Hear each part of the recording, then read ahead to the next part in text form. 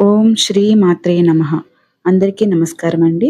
మన శ్రీ మాత్రే నమః ఛానల్‌ని చూస్తున్న వారందరికీ కూడా నమస్కారం. మీరు ఈ ఛానల్‌లో ఉన్న కంటెంట్ మీకు నచ్చినట్లు అనిపిస్తే సబ్స్క్రైబ్ చేయండి, లైక్ చేయండి, షేర్ చేయండి. ఇది అమ్మవారి దయతో మొదలుపెట్టిన ఛానల్. చక్కగా మన ఈవిడ పద్మావతి అమ్మవారు, ఈవిడకి నమస్కారం చేసుకొని ఈ రోజు నుండి మొదలుపెడుతున్నాను. మొదటిగా మనం ఏ మంత్రం నేర్చుకుందాము అంటే గాయత్రి మంత్రం నేర్చుకుందామండి. ఇది గాయత్రి మంత్రం అనేది మనం నిత్యం మన జీవించే జీవితంలో ఎప్పుడూ వింటూ ఉంటాము. అండ్ అందరికీ కూడా ఇది వచ్చినదే అని నా అభిప్రాయము. లేవగానే ప్రతి గుడిలోని ప్రతి ఇంట్లోని కూడా మనం వినే మంత్రమే గాయత్రి మంత్రం అండి. ఇది మన పిల్లలకి కూడా నేర్పిస్తే చాలా మంచిది. వాళ్ళకి బుద్ధి బలం అనేది కూడా పెరుగుతూ ఉంటుంది. గాయత్రి మాత ఎప్పుడు కూడా మనకి మంచి మంచి శుభాలు కలిగిస్తూ ఉంటారు. మంచి బుద్ధిని కూడా కలిగిస్తారు. అండ్ ఉదయము, సాయంత్రము కూడా ఈ మంత్రాన్ని మనం జపించినట్లయితే మనకి కూడా చాలా మనశ్శాంతి అనేది వస్తుందండి. బుద్ధి కూడా ఏకాగ్రతతో ఉంటుంది. ఎటువంటి చెడు వ్యసనాల వైపు కూడా మన బుద్ధి వెళ్ళదు. మనకి గాయత్రి మంత్రం అనేది ఎప్పటికప్పుడు ఎక్కడికక్కడ ఎవరైనా సరే ఉచ్చరించవచ్చు. ఎవరైనా సరే దీన్ని ఎప్పుడు ధ్యానం చేసుకుంటూ ఉండొచ్చు. మనం ఏమంటే ఒక్కసారి దీన్ని మనం ఒకసారి ఉచ్చరిద్దాం.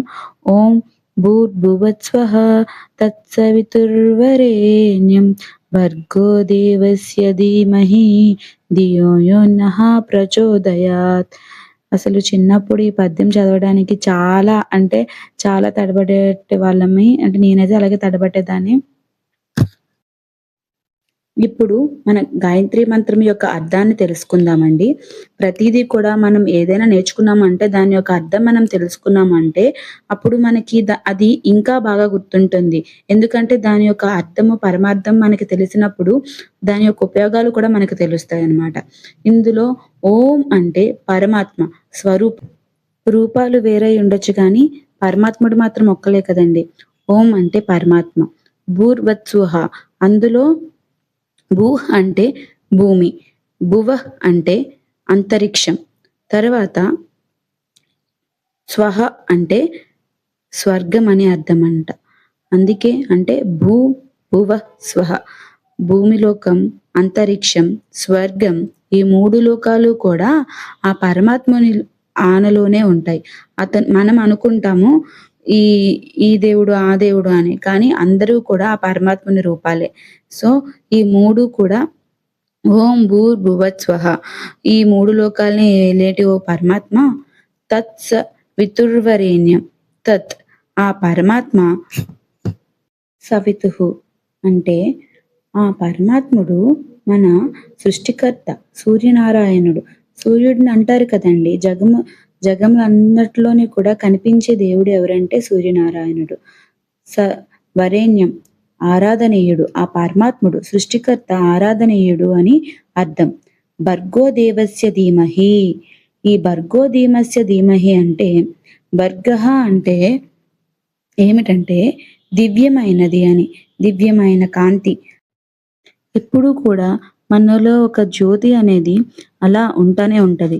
దానికి మనం అది అర్థవంతమైన ఒక పాజిటివ్ ఎనర్జీని ఇస్తే పాజిటివ్‌గా ఉంటుంది. నెగెటివ్ ఎనర్జీ ఇస్తుంటే నెగెటివ్ థాట్స్ వస్తా ఉంటాయి. అలాగా దేవస్య అంటే దివ్య స్వరూపుడు. ధీమహి అంటే ధ్యానిస్తాము. మనం ఎప్పుడు కూడా ఆ దివ్యమైన కాంతిని, దివ్య స్వరూపుడిని కూడా ధ్యానిస్తూ ఉండాలన్నమాట.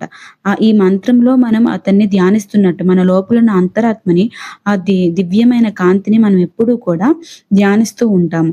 ధియో యో నః ప్రచోదయాత్. ఈ ధియో యో నః అంటే మన బుద్ధి. మనకి ప్రతి మనిషికి కూడా బుద్ధి బలమే మన జీవించే జీవితానికి ఒక అర్థం తీసుకొస్తుంది. నీ బుద్ధి ఇది, నీ బుద్ధి ఇది అని మనం వాళ్ళ బుద్ధితో మనం ఒక్కొక్కసారి సంబోధిస్తూ ఉంటాము.